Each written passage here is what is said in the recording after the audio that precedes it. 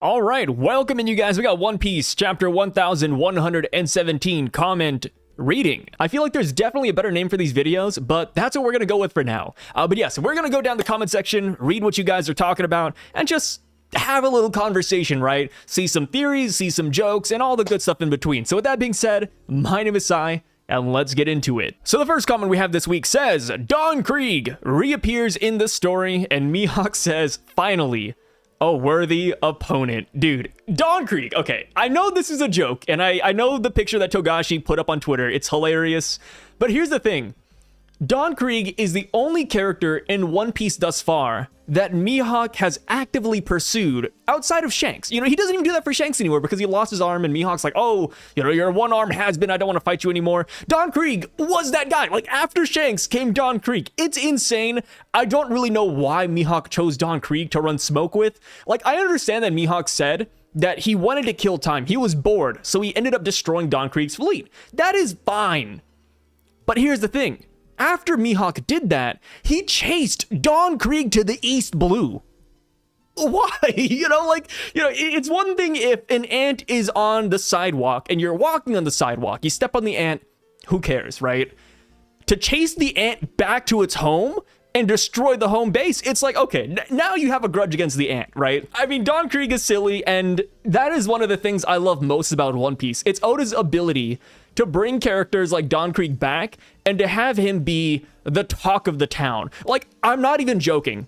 Don Krieg, if I were to do a search right now, spanning throughout all the videos I posted about 1117, I guarantee you Don Krieg will be the most repeated phrase in the comment section. People are just that excited about Don Krieg, and I love it. You know, it's funny, it's goofy, and it's very, very One Piece. But as far as Don Krieg goes, one thing I will say, though, is that he's a character that looks better than he did pre-time skip. And you could say that's, you know, true for a lot of characters. But you have to remember that Oda has two timelines of characters whenever he draws them. He has their good timeline where they pursue their dreams and they end up looking like Chads, like Roger, like Luffy, and all them. And then there's the bad timeline where they give up their dreams and they end up looking like Foxy. I mean, it's not like he's in his bad timeline, but, you know, he's not the best looker. He comes back, we're like, oh, he has a beard, but that's about it. You know, he doesn't have anything else. Don Krieg looks better. So to me, at least, what that's implying is that Don Krieg is in his best timeline. You know what I mean? Like, I don't know. And as far as Mihawk goes, I think there is a chance that Don Krieg could run into him in the future, because you have to remember, when Buggy said he wanted to become Pirate King, Mihawk was like, oh, Blackbeard? Mugiwara? Shanks? You're telling me we have to fight all those guys? And it's like, brother, Don Krieg is at Blackbeard's home base. So if they do go after these characters, there's a chance that Mihawk might see Don Krieg. Not saying that Don Krieg is going to fight him or, you know, win or anything, but it would be an interesting matchup. Again, you know, like Mihawk coming back in, slicing Don Krieg, and Don Krieg being like, oh, Mihawk, not again. I don't know. I love it, though. I think it's hilarious that he stole the show in the chapter, despite not even being the focal point of the panel he's in, you know? That is impressive. That is hype. All right, so the next comment we have in this video actually refers to something I said in the video. It says, Sai saying, I don't like robots unless it's Android 16. I'm a gooner. Android 16 is a dude. He must be thinking of 18, and I was 100% thinking of 18, and I always get 18 and 16 mixed up, and I will admit, that was a massive, massive fumble on my part. And here's the thing. You know, going through all the Dragon Ball waifus, I do think 18 is the only one out there. Maybe Android 21, but I'm not a big fan of the getup. But yeah, 18 is the best girl in Dragon Ball Z. I mean, I doubt anybody would really argue against it. I think Vidal's okay before the Majin Buu saga. I feel like post Majin Buu saga, she kind of falls off a little bit, right? So the next comment says, Zoro staying to fight means we gain more knowledge about Kitetsu swords and maybe even Ryuma.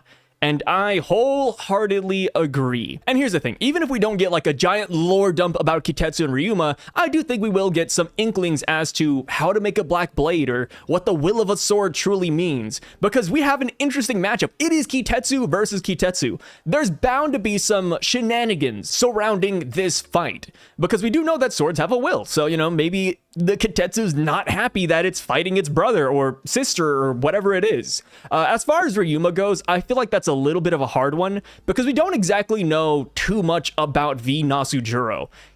it seems to me that he's from Wano. Maybe I'm racist, but but if you put Nasujiro in a lineup, and if you were to say, hey, pick out the one guy who's from Wano, I would say, yo, it's Venus, you know? Like, I would point at Venus and say, that guy right there, that is a Wano man. So yeah, we're not too sure how he became a celestial dragon or what his family's actually like. And plus, you know, one more thing to back up the notion that he might be from Wano, or at least be a descendant from Wano. He does have the name Nasujiro. Zoro was named Zorojiro in Wano, so it is a common Wano thing. So yeah, I feel like there's something interesting there. One theory I'm kind of playing with right now is that he might be an Amatsuki, because that's the same clan that Toki was from. So we know that they existed, you know, 800, 900 years ago, and Toki actually existed outside of Wano. The Amatsuki was the one and only clan that did not live in Wano 800 years ago. So there is a very solid chance that if there were Wano descendants, a part of the Celestial Dragons, it would be the Amatsuki. So there's a chance that he's a part of that. And yeah, I'm curious to see what that's all about. Like, what does he think about Wano citizens? What does he think about Zoro having Kitetsu even? And will he drop some lore about the Shimotsuki? Because, you know, Ryuma existed 400 years ago. I think there's a lot we can get out of this. Even if Oda does withhold a lot of info, I think we will get a sliver at least. And outside of Kitetsu and outside of Ryuma, I think we could even learn more about Black Blades, right? Because we don't know how to forge a Black Blade yet. The only characters in the series that have a Black Blade were Ryuma and Mihawk. You know, maybe Samurai Gandhi has an idea as to how to forge one. And maybe it has to do with Kitetsu versus Kitetsu, right? Maybe you have to beat a sword that was made from the same person. Don't know, but that's kind of what I'm playing with right now. But I really do love this matchup. I like it a lot. And I am curious to see what the outcome will be, because I don't think Zoro will lose, and I don't think Venus will lose. I feel like it's going to end abruptly because we are trying to leave at the moment, and I think Jinbei adds such an interesting dynamic in this battle as well. But yeah, that's my thoughts. If you guys have anything else to add to it, please, again, let me know down below. God D. Usopp says, after 25 years, Oda is still blue-balling our expectations. What a monster. Yeah, he is. There is a slight coping chance that the message continues next week, because after we hit the Mo and then it fizzles out, even at the very last panels of this chapter, it's still fizzling. You still hear the bzz, bzz, bzz. So it's like, like, is it trying to reconnect? Is there a backup plan? Because Vegapunk was very, very confident that the signal would not go out. You know, he literally looked at Shaka in the video and said, hey, Shaka, what are the chances that this gets cut off? Exponentially low. And it's like, okay, you know, this is coming from the world's smartest character. So I'm assuming that there might be a plan B.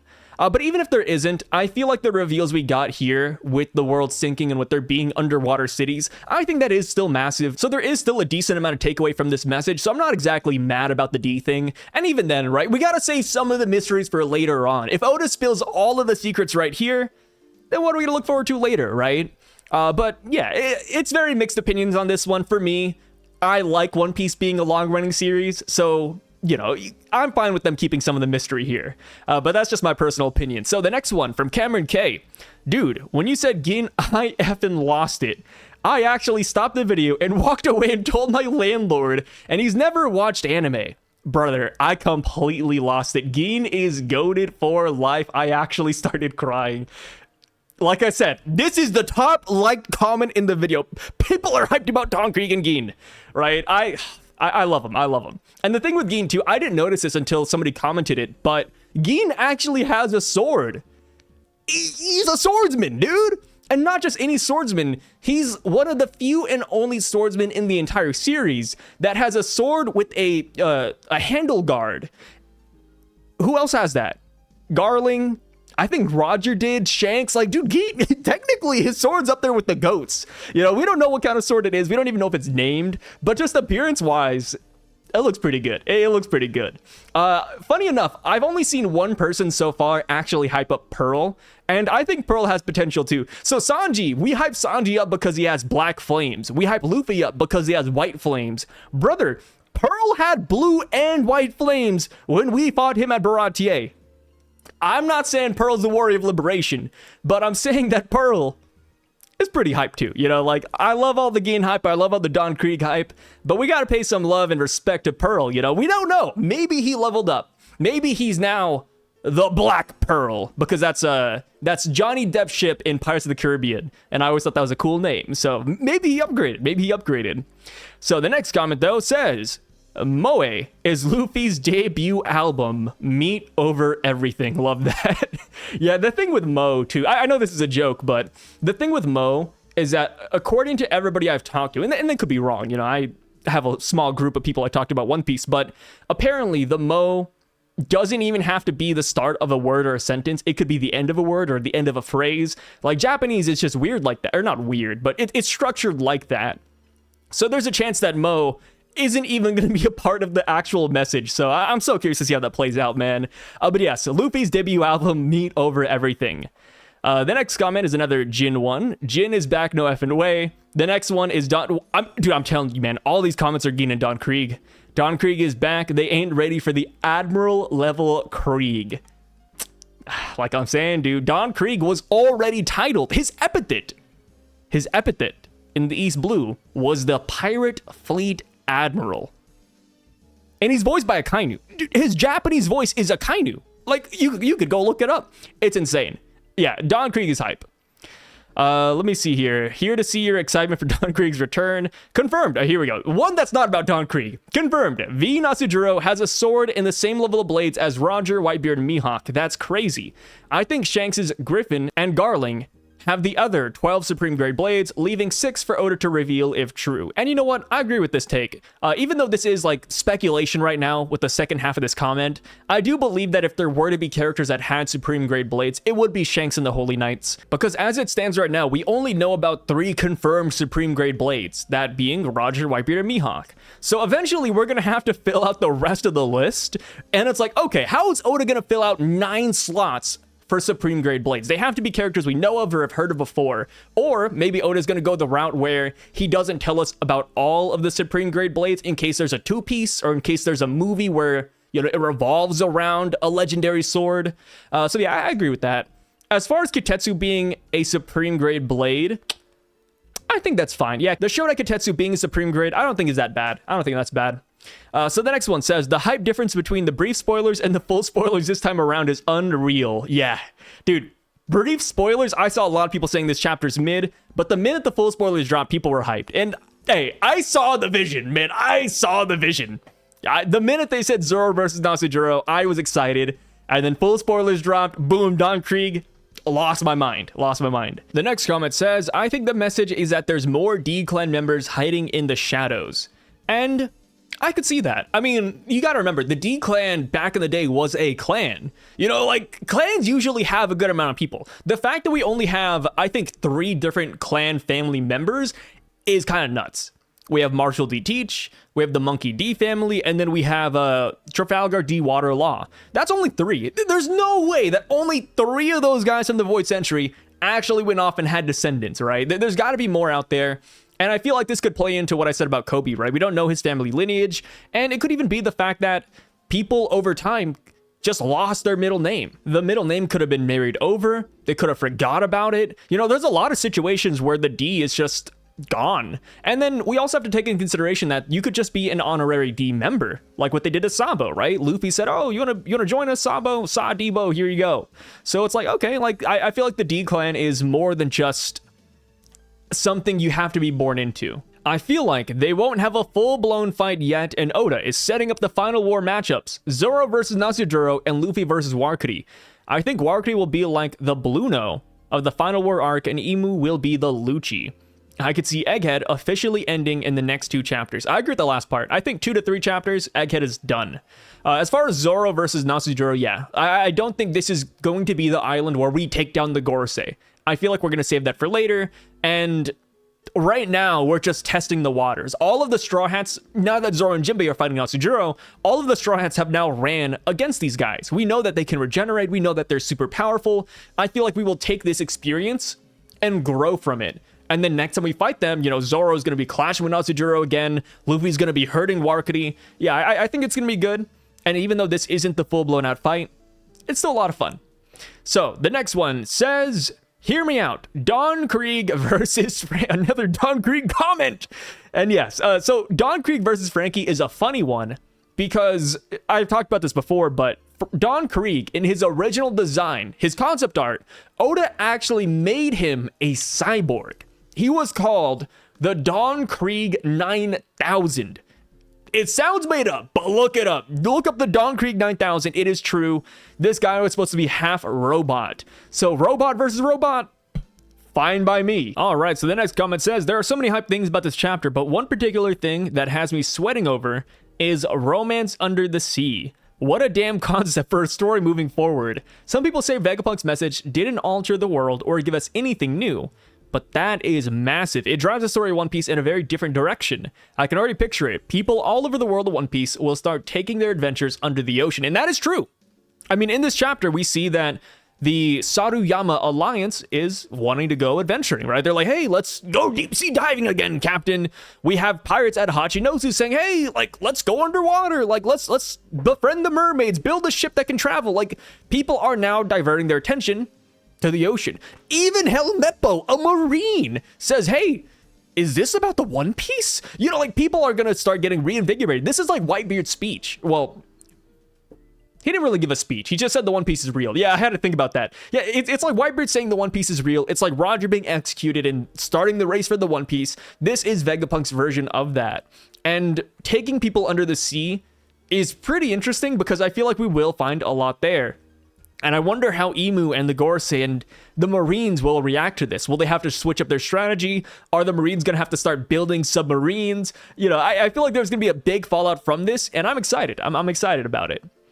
So, the next one says, I suspect the robot will make a major move that not only restarts the broadcast, but also does something to the Gorosei to where they won't be able to turn it off again unless the robot is completely destroyed. And I hope so. Yo, Jay, I really hope so, man. Because right now, this robot has... I'm gonna say it. He's underperformed. I know he hasn't fought back yet, but he hasn't even reacted to the Gorosei. You could say, or make the argument that the robot still has its original programming from 900 years ago. It could be like Zunisha even, where Zunisha just has to keep on walking no matter what. Somebody had to command Zunisha to defend itself, right?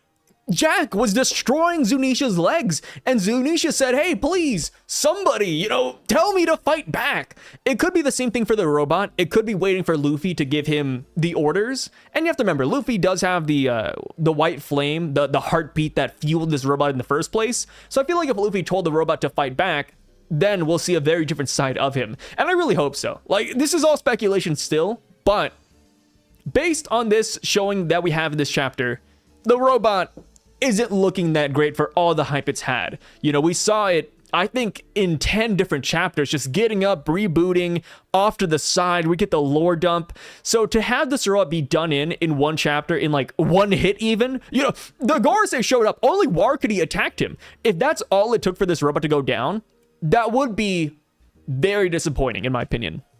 But like I said, I don't like the Iron Robot to begin with, so it's fine by me, but I still expected him to do something a little bit grander. But you know, just reeling it back a little bit, he's not super damaged, right? He's not cut in half, you know, he didn't lose an arm, he simply got knocked down to the ground and the snail is out, right? So there's a chance that the snail is damaged, but the robot is still at 99%. So the next one says, more money, more problems, and then hilarious.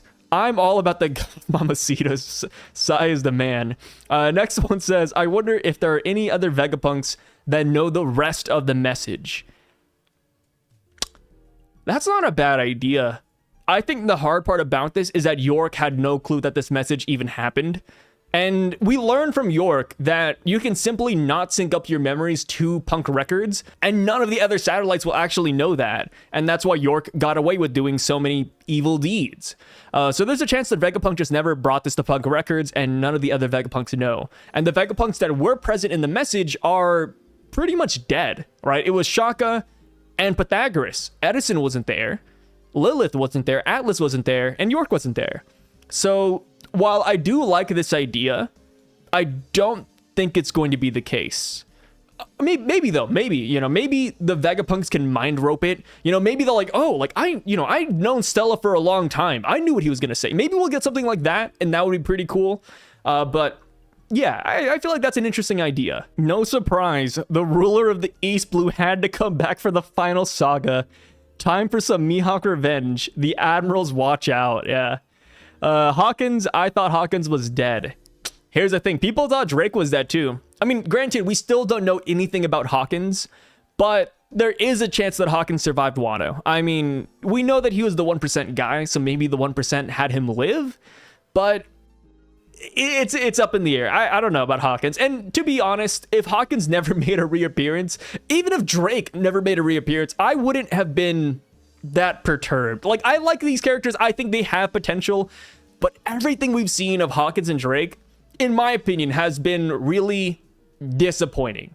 You know, I would rather take the screen time that Drake has, that Hawkins has, and give it to other notable characters. But, you know, if Hawkins comes back, if Drake comes back and they're stronger than ever, I wouldn't complain. You know, Hawkins, I think, has a cool design, cool devil fruit. Same with Drake. I think they just need to be a little bit stronger, right? The other supernovas, man, you got Bonnie going gear third. You know, Bonnie's a giant. You got Kid and Law taking down Big Mom. Like, you got so many supernova performing pretty well.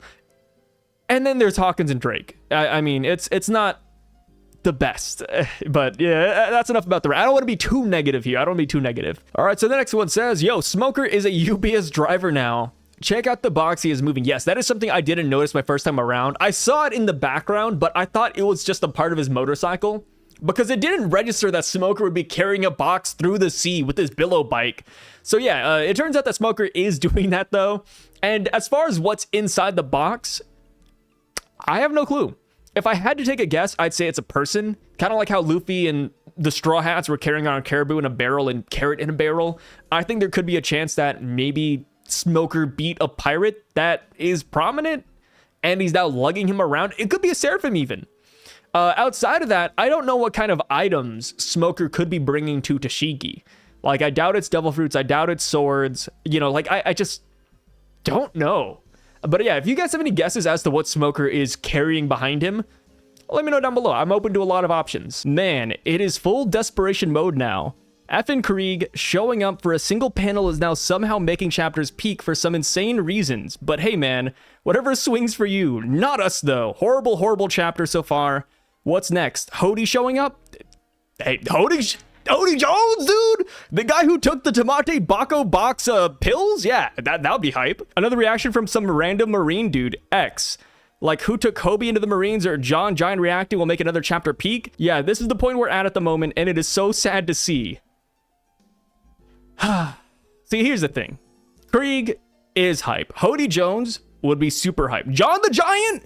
I hate giants, but seeing John the Giant, the one Marine giant out there reacting, massive. Hey, I would even love to see what he thinks about the Giants of Elbaf showing up here to Egghead Island. I think that'd be hype too. And yeah, I think there's a lot of people that are genuine fans of One Piece and all of their side characters, right? Even though Don Krieg or anybody else outside of the Straw Hats doesn't float your boat, it's the minority opinion, right? Like, the majority opinion is that Don Krieg is hype. I'm not trying to be mean-spirited when I say this, but like, this comment has no likes. Not a single person saw this comment and said, yo, upvote. The Don Krieg comments have hundreds. It's flooding the thing. I had to skip. Yeah, I cut it out. I had to skip like 10 minutes just to get through the Don Krieg and Geen comments. People love those guys, right? I think they embody what One Piece was early on, and that's a lot of people's childhood too. One Piece started 27 years ago. Don Krieg was one of the first villains we've ever met, and he came in with aura. People love this guy. Geen. He betrayed his captain to help Sanji and Luffy. He was a man that a lot of people looked up to and respected.